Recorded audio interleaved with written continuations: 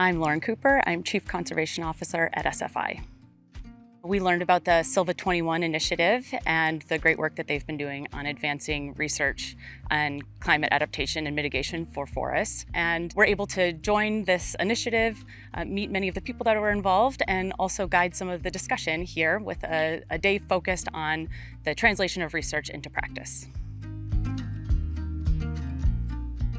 SFI became involved in this workshop because we have an exciting project on climate-smart forestry supported by Environment and Climate Change Canada. This workshop is important because it is after a number of years of the SILVA21 initiative, so great opportunity to learn about the research and projects that have been happening here.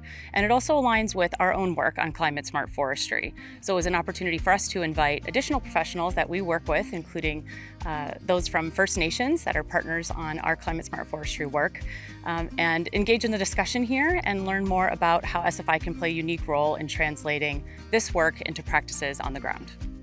My name's Nicholas Coops. I'm a professor at the University of British Columbia in Vancouver, Canada. So SILVA21 is a cross-Canada 5-year project focused on silviculture and how we can improve the management of Canadian forests. The project involves provinces, the federal government, but then also private forest owners, private forest companies and Indigenous groups. So collectively, we're working together with universities then to pose research questions and find solutions to how we can manage Canada's forests better under a changing climate and under changing disturbance regimes. So this year we're really lucky because SFI are collaborating with us in offering this workshop. So now the annual general meeting gets broader. We have the SFI certified companies and guests come and join us. So that's exciting for the students because they're not only talking to the professors, they're now talking to a range of people across Canada who have come to go and join this meeting. I think SFI also brings a different perspective with their certification lens. There's often different criteria that they're looking at the forests in terms of certification. And so it's good for students to think beyond just timber and think about the other values that forests have as well and how important it is to ensure that the research they do finds that balance between production-oriented issues as well as the other values that forests are important for. My name is Alexis Achim. I'm a professor of silviculture at Laval University in Quebec, Canada. I'm the principal investigator of SILVA21. My role is to coordinate the project along with my co-applicants, but also oversee the work of the graduate students and oversee the deliverables that we're working on for the benefit of the partners. We host the event in an area of significance for the project, one of our research hubs. So here we're going to visit the lands of Domtar, one of the partners of the project, and we're going to see the implementation of our research on their land. This workshop is very important because we do have SFI certified organizations that have been involved in SILVA21 from the beginning. We were particularly excited to be in Quebec, where we have many certified organizations. Domtar is one of our certified organizations that's been heavily involved in SILVA21, and they were also leading us on a field tour. So we've been able to visit and see SFI certification in practice. So it's really perfectly aligned with SFI certification. I am Samuel Bourque. I am the certification manager for Domtar and also the chair for the Quebec SFI Implementation Committee. Well, I'm attending SILVA21 workshop because for the industry it's very important to create good and strong link with the certification scheme that SFI is and also the researcher, and I believe this is a great occasion for all of us to bring together and exchange ideas and find new partnerships. Well, SFI is a framework to achieve multiple goals in forestry and challenge trying to figure out how to meet the standards and the requirement. But SFI is also a way to bring people together. It's a way to answer to stakeholders and customers' demand, and it's very community driven.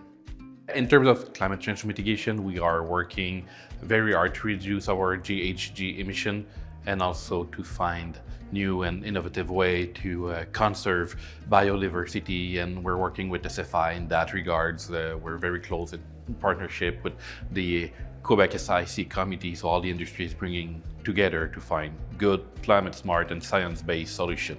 So the SFI Implementation Committee is in charge of mostly the training and awareness and tackling big challenge like climate change. So all the industry gets together and try to find a common solution or common goal to work towards and find good and applicable solutions in the field. Objective 9 is climate smart forestry, and so this is a new part of the standard as of the 2022 revision. Previously, climate change was integrated in different topics and in different objectives in the standard, and with the 2022 revision, it became its own objective. This now requires adaptation and mitigation considerations by certified organizations, but we have a large and diverse landscape, so there's lots of options to pursue mitigation and adaptation strategies across diverse forests. There's a lot of work for our team and the conservation team to partner with researchers, both within certified organizations and academia, and holders of traditional knowledges like our Indigenous partners, to better understand what are the practices that could be scaled, and how can we support peer learning and elevation of different practices on the ground. So I think sustainable forest management is obviously critical. It's the overarching goal by which we do all forest management activities in Canada. So the work that I do, the research that I do in terms of forest monitoring, using drones or satellites, aircraft, field studies, monitoring forests over time is a critical part of that sustainable management because we can see what pressures and stresses those forests are under over time.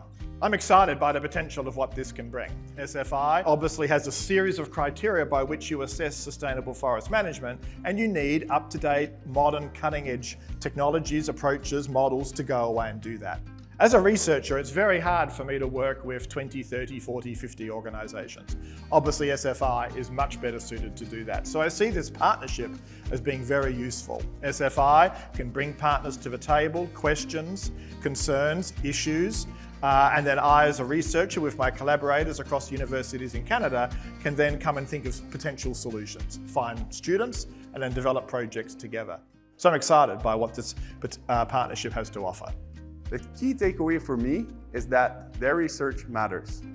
Seeing the partners, engage with them and be curious, genuinely curious about their results and propose ideas. For them, for the students, they see the value of their work, and then of course it motivates them to go further. And I think that's a simple key takeaway that they can take from the AGM.